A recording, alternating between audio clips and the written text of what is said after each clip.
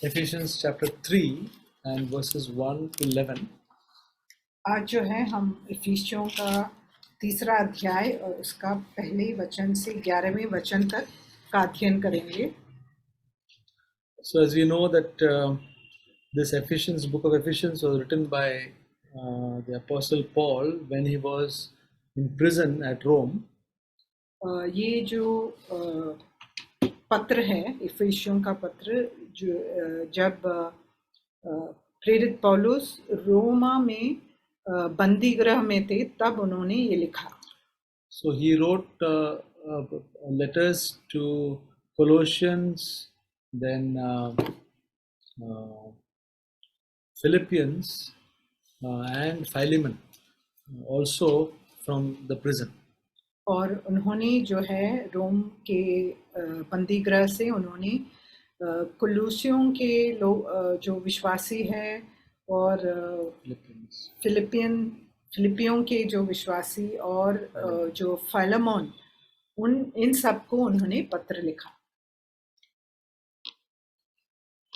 And we know that that Ephesians, the place Ephesus is in the present day Turkey.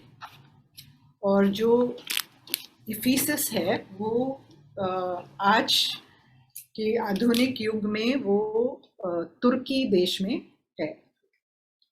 Yeah. So the Apostle Paul in chapter 2 we have read some very important things were there in chapter 2. हमने दूसरे अध्याय में बहुत ही महत्वपूर्ण बातों के बारे में हमने अध्ययन किया था। One of them is that we are saved by grace and not through anything of ourselves. और उसमें से एक महत्वपूर्ण बात ये है कि हम अपने कर्मों के कारण नहीं लेकिन सिर्फ परमेश्वर के अनुग्रह द्वारा हमारा छुटकारा हमें मिला है। We cannot boast about anything.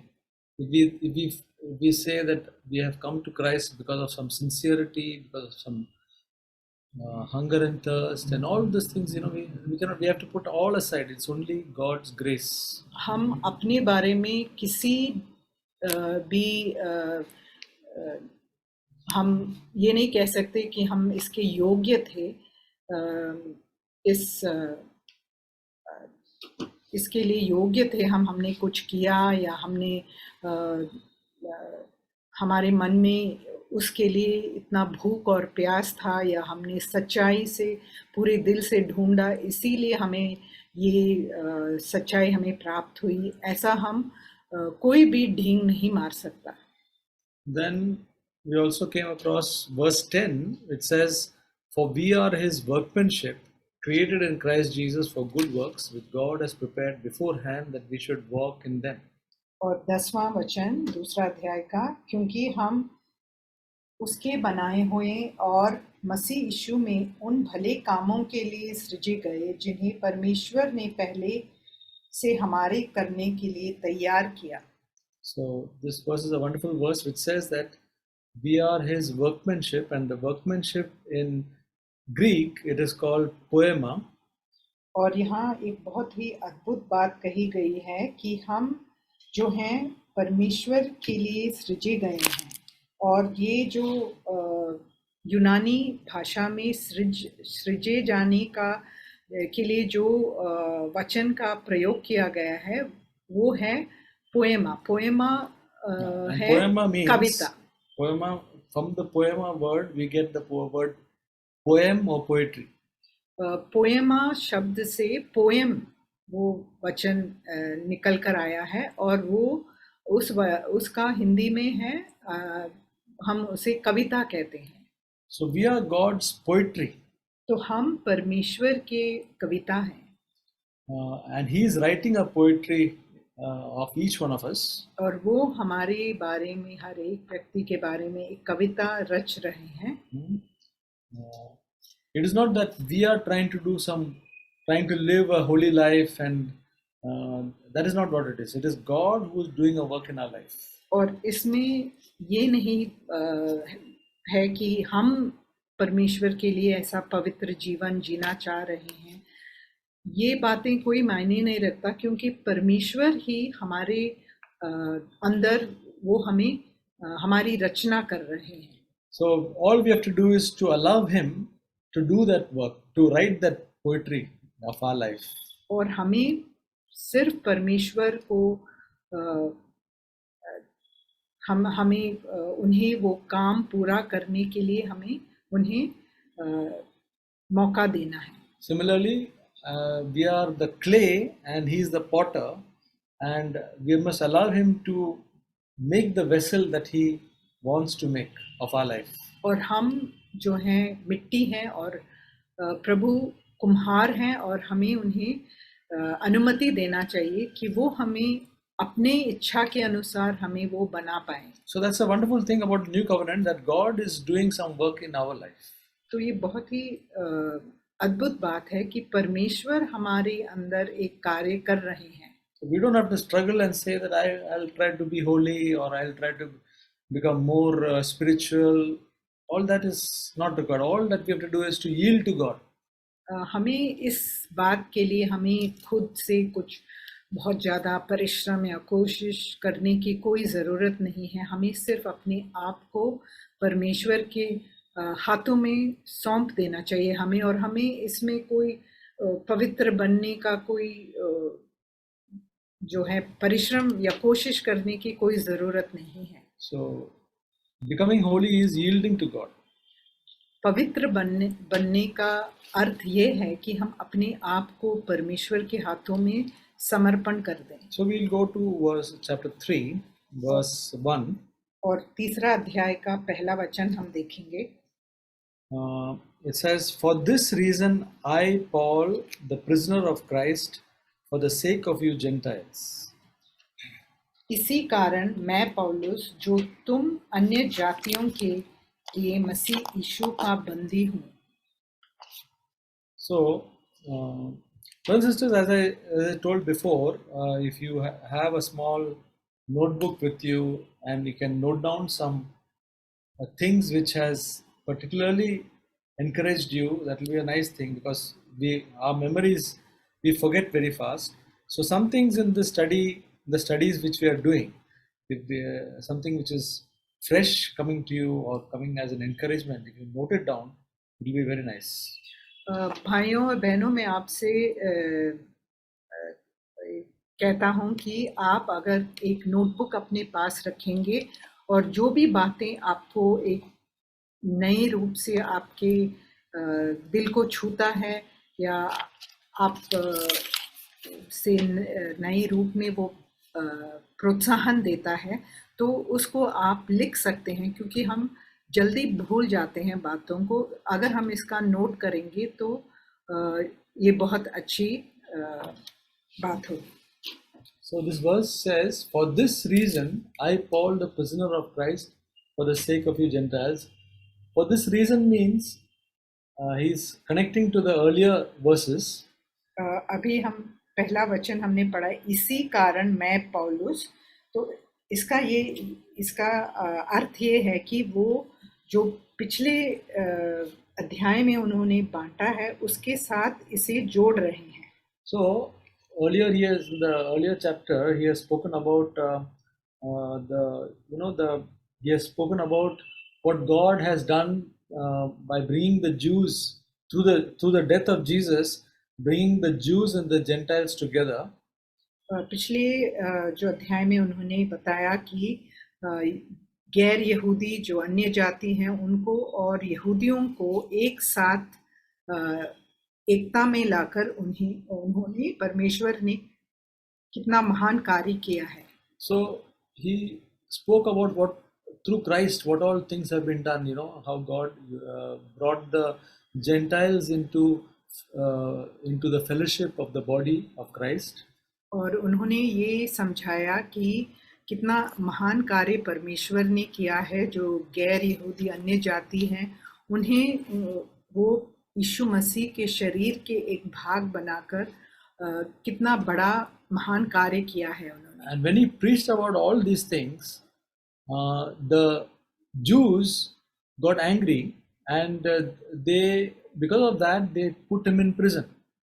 और इसे सुनने से जो यहूदी लोग थे वो बहुत क्रोधित हो गए कि जो अन्य जाति के लोगों को इज़राइली लोगों का भाग बना रहे हैं, तो ये सुनकर वो क्रोधित होकर उन्हें बंदी गृह में डाल दिया। Paul was not put in prison because of anything wrong that he did, but because he preached the gospel which he received from God.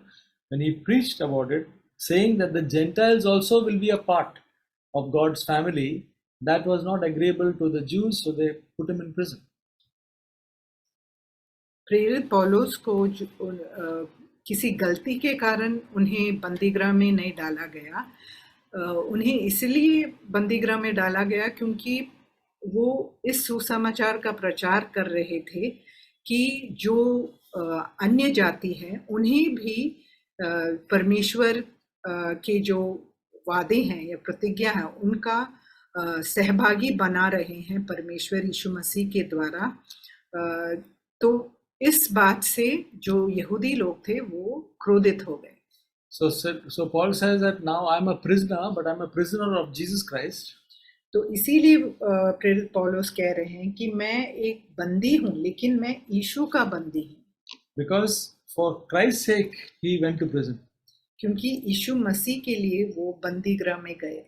And it was basically for the Gentiles, because he preached about the Gentiles that he was put in prison.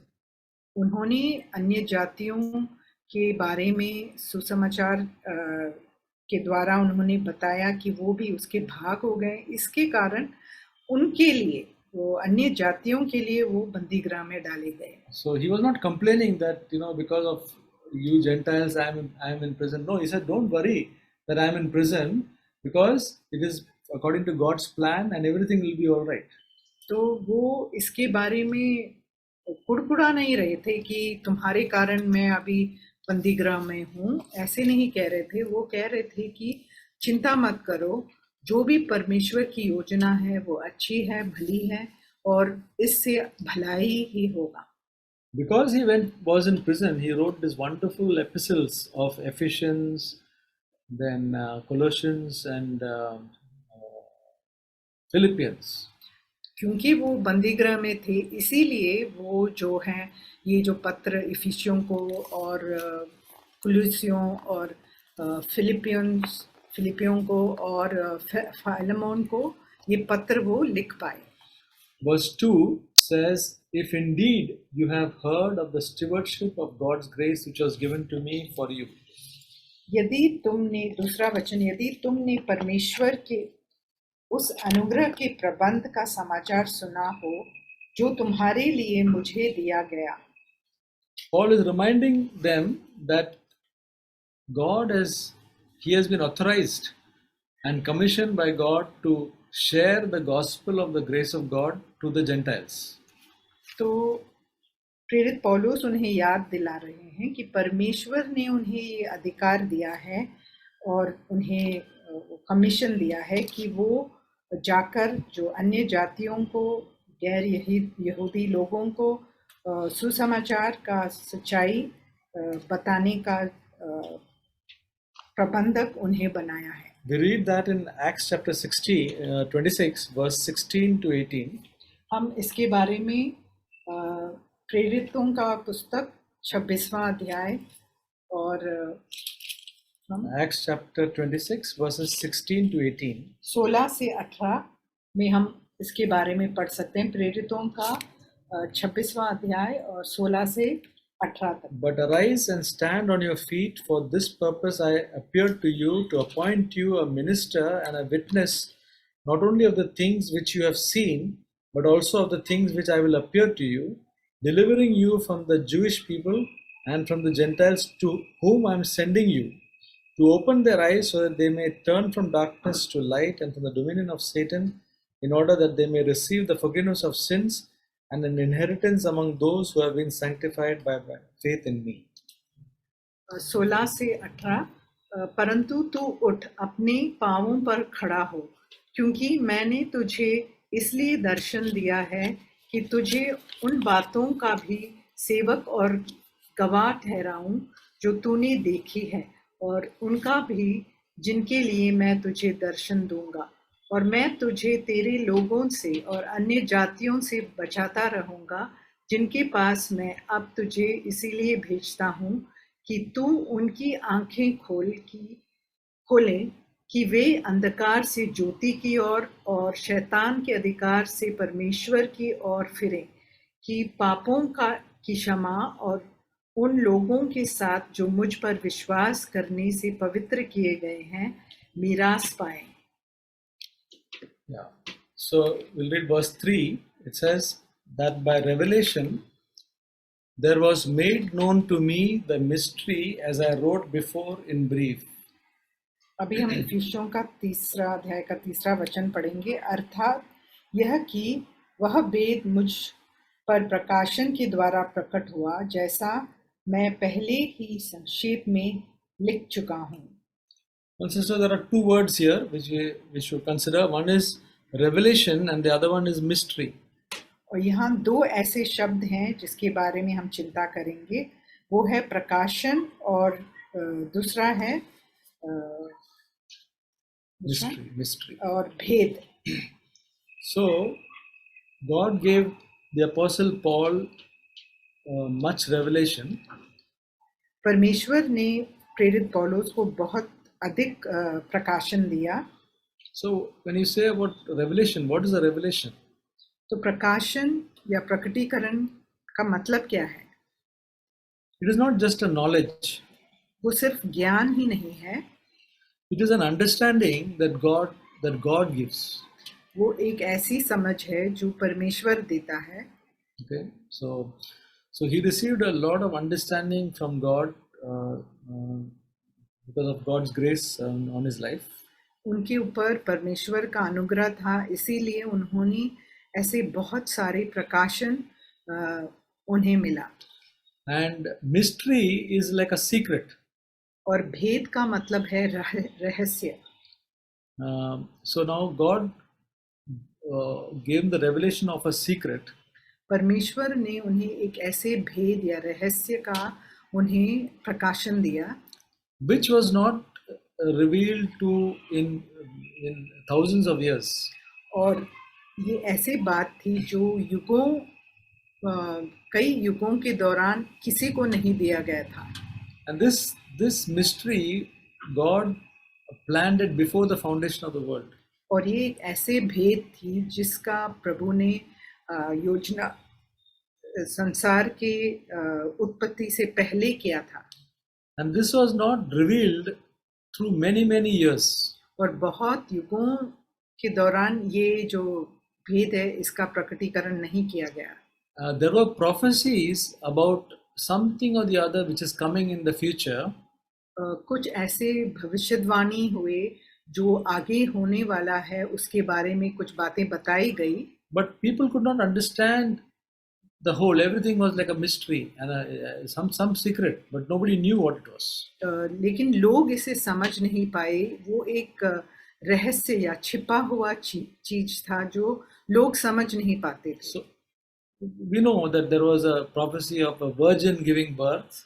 हम जानते हैं कि एक ऐसे भविष्यवाणी यशायाह के पुस्तक में है जहाँ लिखा गया है कि एक कुंवारी जो है एक बेटा पैदा करेगा।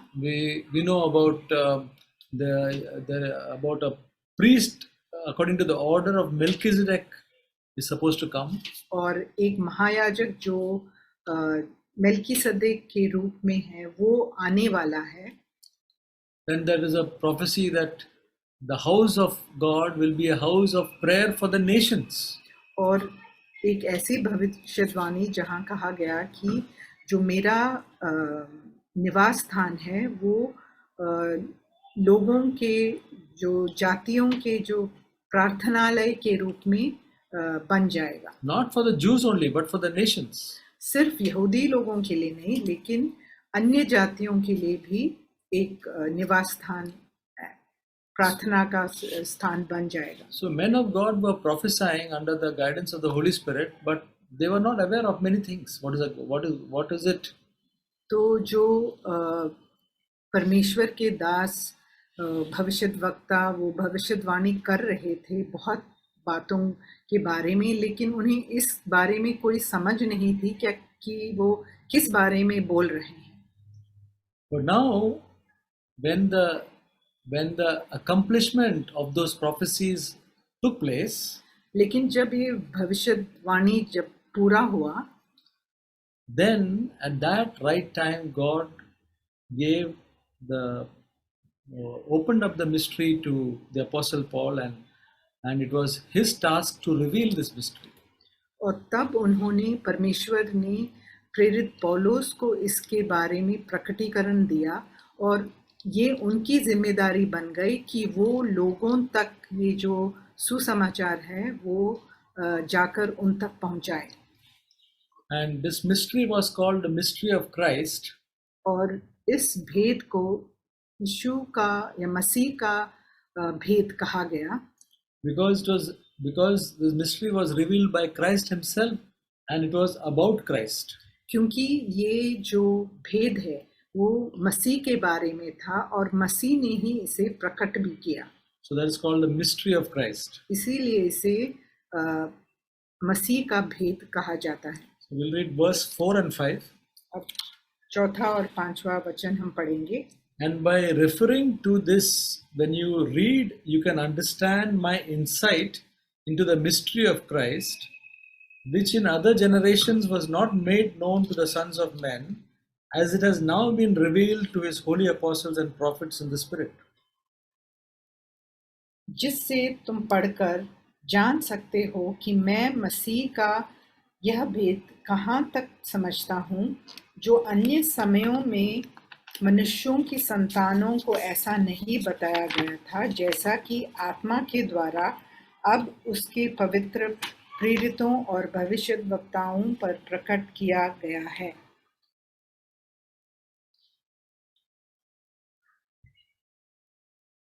Yeah, so before Christ's coming, there were prophecies, but nobody knew clearly what would happen. तो मसीह के आने से पहले बहुत सारी भविष्यवाणियां थी उनके बारे में, लेकिन कोई ये नहीं जानता था कि ये कब होगा. Who would have imagined that the Gentiles, who had been so long in the dark and away from the true and living God, would be enlightened by the marvelous light and brought close to God? ये कौन कल्पना कर सकता है कि ऐसे बातें होगी कि जो गैर यहूदी या अन्य जाति के लोग जो परमेश्वर से दूर थे, अंधकार में थे, वो जो हैं प्रकाश में लेकर आए जाएंगे और उन्हें ये भेद प्रकट होगा. So the Gentiles were, other than the Jews, all the Gentiles were idol worshippers, not seeking God, totally away from God. जो गैर यहूदी लोग थे वो परमेश्वर से बहुत दूर थे, वो परमेश्वर को खोजते भी नहीं थे और अंधकार में रहने वाले लोग थे, वो मूर्ति पूजा करने वाले लोग थे. And God gave wonderful promises to the children of Israel, descendants of Abraham.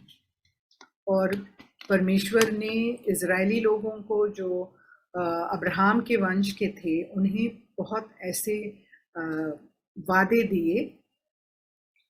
See, now when we look at the Psalms, when we look at Isaiah and so many wonderful promises, we quote so many we take these promises to ourselves. जब हम भजन संहिता पढ़ते हैं या यशायाह के भविष्य वक्ताओं की जो पुस्तक है उन्हें पढ़ते हैं और उनमें जो वादे या प्रतिज्ञा जो परमेश्वर ने दिए हैं उन्हें पढ़ते हैं, तो हम कितने आसानी से वो हम अपने लिए हम ले लेते हैं. Though we are Gentiles, we claim those promises. हम गैर यहूदी हैं, फिर भी अन्य जाति हैं, फिर भी हम कितने अधिकार से हम उस जो वायदे हैं उन्हें अपना समझते हैं. But these promises were actually given for the Jews. लेकिन ये ऐसे वादे थे जो सिर्फ यहूदी लोगों के लिए दिया गया था.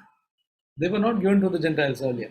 इनमें जो गैर यहूदी या अन्य जातियों को कोई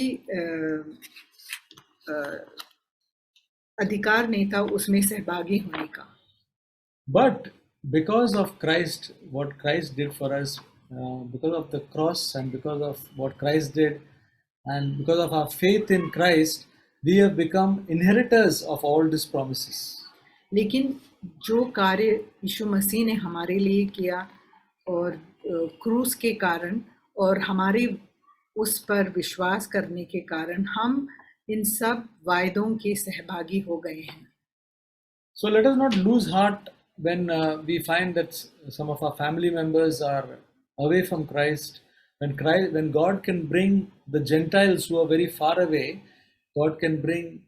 We can have faith. We must have faith for our family members, for our friends, whom we are praying for. Let us know that nothing is impossible with God. तो हमें इस कारण हमें निराश नहीं होना है जब हम देखते हैं कि हमारे परिवार के लोग हो या हमारे दोस्त ऐसे लोग जो परमेश्वर से दूर हैं, तो उन्हें हमें देखकर निराश नहीं होना है, क्योंकि जो गैर यहूदी अन्य जाति थे हम और परमेश्वर से दूर थे, हमें वो अपने पास लेकर आया है. तो वो कार्य प्रभु हमारे परिवार के लोग जो अभी भी विश्वासी नहीं हैं, उनके अंदर भी वो कार्य कर सकते हैं. ऐसा हमें विश्वास रखना चाहिए.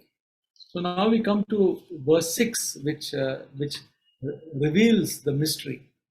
और अब हम 6वें वचन में आएंगे जो उस भेद का को प्रकट करता है. It says, to be specific, that the Gentiles are fellow heirs and fellow members of the body and fellow partakers of the promise in Christ Jesus through the gospel. अर्थात यह कि मसीह यीशु में सुसमाचार के द्वारा अन्य जातीय लोग मीरास में साझी और एक ही देह के और प्रतिज्ञा के भागी हैं. So here the mystery is that now God is going to not have just the Jews as his people, but all the nations, the whole world will be his people. तो ये अद्भुत बात प्रकट की गई है, ये भेद है कि जो अभी परमेश्वर सिर्फ यहूदी लोगों को अपना नहीं कहेंगे, लेकिन जो अन्य जाति हैं उन्हें भी वो अपने लोग बनाएंगे. So through Jesus coming, and it says here through the gospel. और यहाँ लिखा गया है कि सुसमाचार के द्वारा और यीशु मसीह में. What is the gospel? और सुसमाचार क्या है? The gospel is that Jesus Christ, if you read in 1 Corinthians chapter 15, अगर हम पहला कुरिन्ती का 15वें अध्याय में इसके बारे में पढ़ सकते हैं. 1 Corinthians chapter 15 verse 1 says, पहला कुरिन्ती 15 और उसका पहला वचन. Now I make known to you, brethren, the gospel. हे भाइयों, अब मैं तुम्हें वही सुसमाचार बताता हूँ. And that is found in verse 3 and 4. और उसके बारे में हम तीसरे और चौथे वचन में पढ़ सकते हैं. For I delivered to you as of first importance what I also received, that Christ died for our sins according to the scripture, and he was buried, and he was raised on the third day according to the scriptures. इसी कारण मैंने सबसे पहले तुम्हें वही बात पहुंचा दी जो मुझे पहुंची थी, कि पवित्र शास्त्र के वचन के अनुसार यीशु मसीह हमारे पापों के लिए मर गया और गाड़ा गया, और पवित्र शास्त्र के अनुसार तीसरे दिन जी भी उठा. So through this gospel of Jesus coming and dying for our sins and being buried and being risen again, this God has broken away the dividing wall and all that we have heard last time, and made one new man. Is no more a Jew now, is one new man. तो हम देख सकते हैं कि ये जो सुसमाचार है उसके द्वारा यीशु मसीह के मारे जाने के कारण और उनके जी उठने के कारण जो एक देह के भाग हम बन गए हैं, और we become a part of one body. One body. और उस एक देह के भाग हम जो अन्य जाति के हैं हम उसके भाग हो गए हैं. So, because of Christ Jesus, we are become fellow heirs in the inheritance of God and partakers of all the promises. और यीशु मसीह के कारण हम जो हैं उस मिरास के उत्तराधिकारी हो गए हैं और परमेश्वर के जो वायदे हैं उसके सहभागी बन गए हैं. Verse 7 says, of which I was made a minister according to the gift of God's grace which was given to me according to the working of his power. और 7वां वचन, मैं परमेश्वर के अनुग्रह के उस दान के अनुसार जो उसकी सामर्थ के प्रभाव के अनुसार मुझे दिया गया उस सुसमाचार का सेवक बना. So he was made a minister. He did not make himself a minister. उन्होंने अपने आप को एक सेवक नहीं बनाया, वो बनाए गए, परमेश्वर द्वारा बनाए गए. So when God calls us, when God calls a person, it should be a calling of God, not our own calling.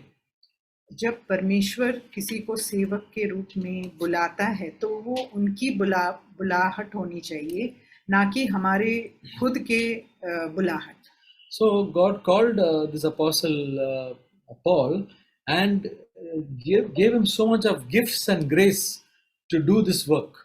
और परमेश्वर ने प्रेरित पौलुस को इस प्रकार बुलाया और उन्हें बहुत सारे दान दिए और सामर्थ दिया इसको सेवा को पूरा करने के लिए. Verse 8 says, to me, the very least of all the saints, this grace was given to preach to the Gentiles the unfathomable riches of Christ.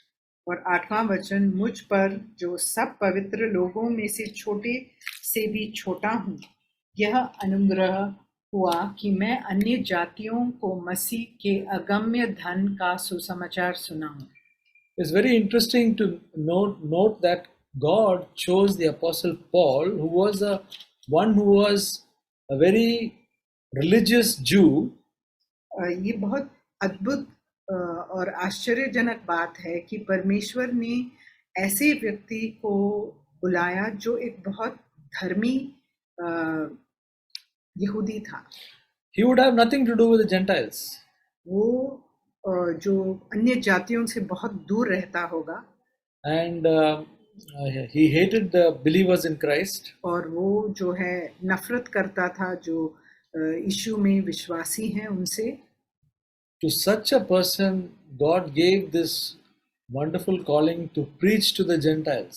और ऐसे व्यक्ति को परमेश्वर ने ये बुलावट दी कि वो जाकर सुसमाचार प्रचार करे अन्य जातियों तक. And he would stand, whatever revelation God gave him, he would stand on that and he would not listen to the religious Jews who would try to bring the Gentiles under bondage.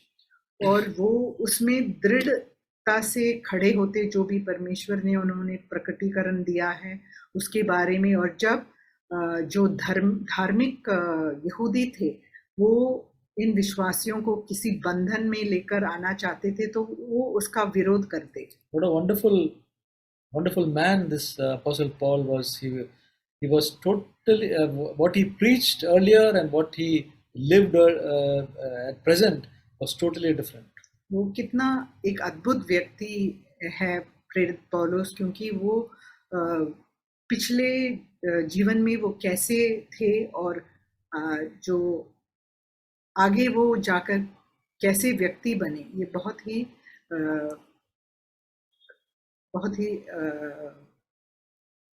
अद्भुत बात है.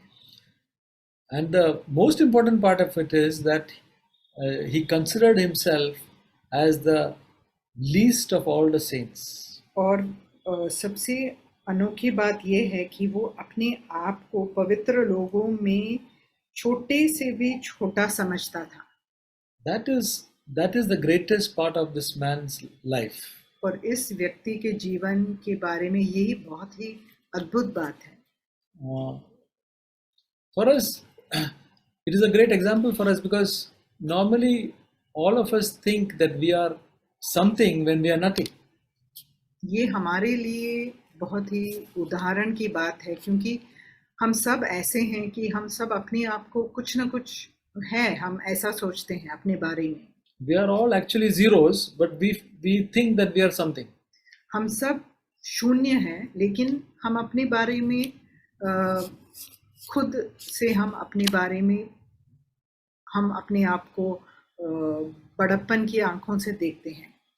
We we we sometimes feel that we are humble, हम कभी हमें ऐसे विचार आता है कि मैं नम्र हूँ, and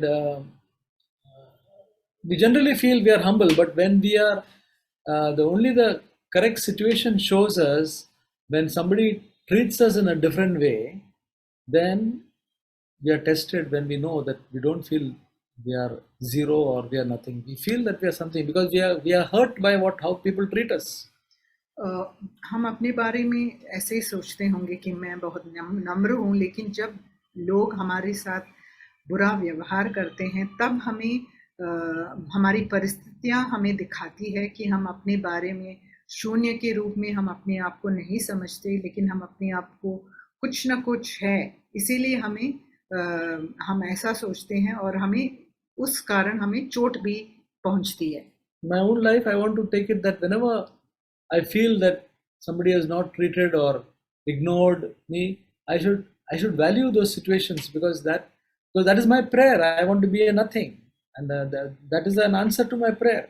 और जब लोग मेरा तिरस्कार करते हैं और मेरे साथ बुरा व्यवहार करते हैं, तो ऐसी परिस्थितियों में मैं चाहता हूँ कि मैं शुक्रगुजार रहूं प्रभु की, क्योंकि मेरी प्रार्थना भी यही है कि मैं कुछ नहीं हूँ, ऐसे मैं अपने आप को समझूं। Yeah, so God gave the privilege to this man because of his tremendous humility and because of his God's choice, and to preach to the Gentiles the unfathomable riches of Christ. और परमेश्वर ने प्रेरित पौलुस को चुना और उन्हें ये उत्तराधिकार दिया कि वो जो हैं इस सुसमाचार को, जो कि परमेश्वर की अगम्य ज्ञान को बताता है, उसे बताने, जो अन्य जातियों को बताने का जिम्मेदारी उन्हें दिया। What is the unfathomable riches of Christ?